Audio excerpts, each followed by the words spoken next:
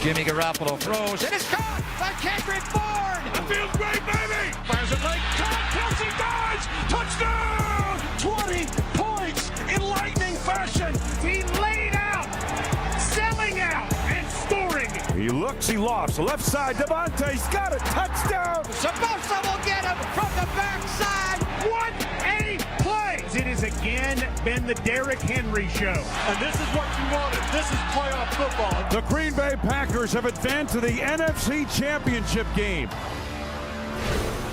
This is what it's all about, the NFC and AFC championship trophies for a chance to win it all in Miami. The Chiefs playing for the Lamar Hunt Trophy, named after their late Hall of Fame owner. That would be pretty special, but of course the Titans have something to say about that. Welcome in, everybody, to a special Championship Wednesday NFL Total Access. I'm Colleen Wolfe with Scott Hanson. Lindsey Rhodes will be back tomorrow. Good to have you aboard here, Colleen. You come out for the big shows, don't you, here? Championship Wednesday, all 4 teams back to work on the practice field. Game plans being installed for what, for a lot of these guys, is going to be the biggest game of their lives to date.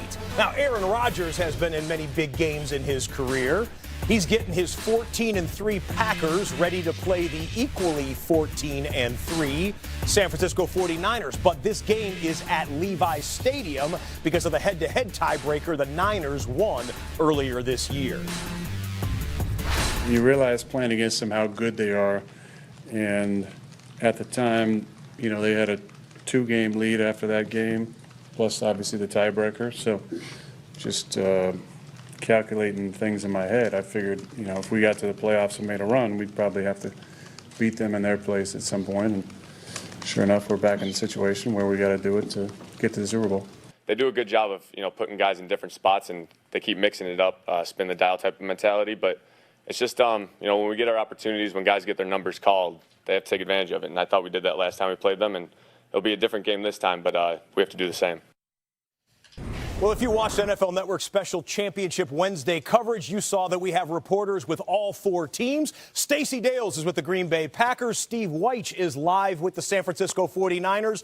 We start in Titletown. Stacey, it's a 14-win Packers team, and they get to drop the underdog card before this game. How's that going? Isn't that remarkable, Scott? Yeah. Listen, they are loose. Why? Because everybody is talking about their worst loss of the season at the hands of the San Francisco 49ers in Week 12, a 29-point loss. They have nothing to lose. Even wide receiver Davante Adams said earlier today, the pressure, it's on them. We know that they dominated us. We didn't take care of business, but it's only up from here. And then running back Aaron Jones also said, he confirmed, we are the underdog. But to that point, I love the message from head coach Matt LaFleur. His message to his players, you guys, is empty the tank. Absolutely exhaust everything you have, Jair Alexander, cornerback, told me, into winning this football game and beating these dudes.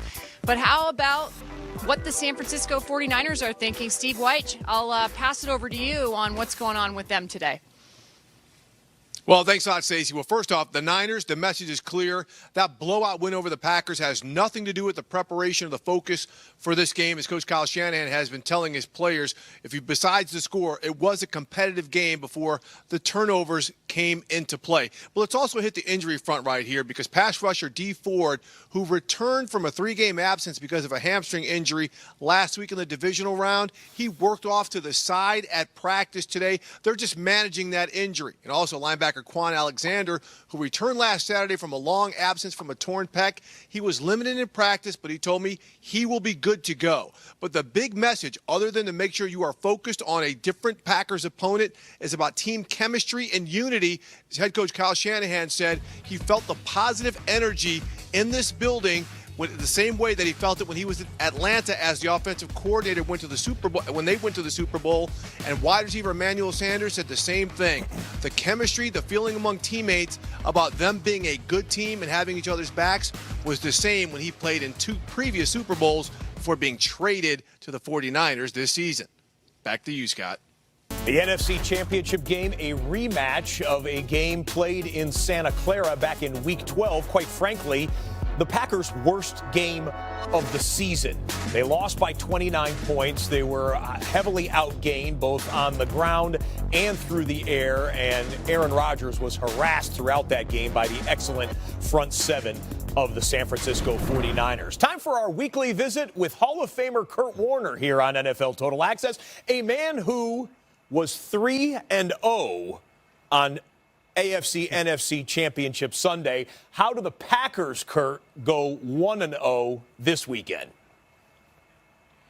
Well, I tell you what, Scott, when you go back and look at the tape of that first game, there's a couple things, and I'll look at one on each side of the ball. For the Packers offense, you've got to be able to handle the blitz packages of the 49ers. Now, they haven't been a big blitz team, but they had tremendous success blitzing Aaron Rodgers and having success in the run game when they brought pressure on him. And so they've got to have an answer for that. And maybe the biggest thing is get the ball out of your hands and let your playmakers make plays. And then from a defensive standpoint, you've got to protect the middle of the field. And it starts with the run game. The 49ers want to run between the tackles. That's where the Packers have struggled defensively all year long, is stopping people running between the tackles. And in doing that, they attack through the play action between the tackles or the hashes as well. And so you really got to protect the middle of the field and force them to do some different things if you want to have success against them. Well, it was a bad loss for the Packers, but guess what? They haven't lost since, and they think they're playing their best football going to Levi Stadium this time around. All right, Kurt, stand by. We're going to talk the AFC title game a little bit later on in the show.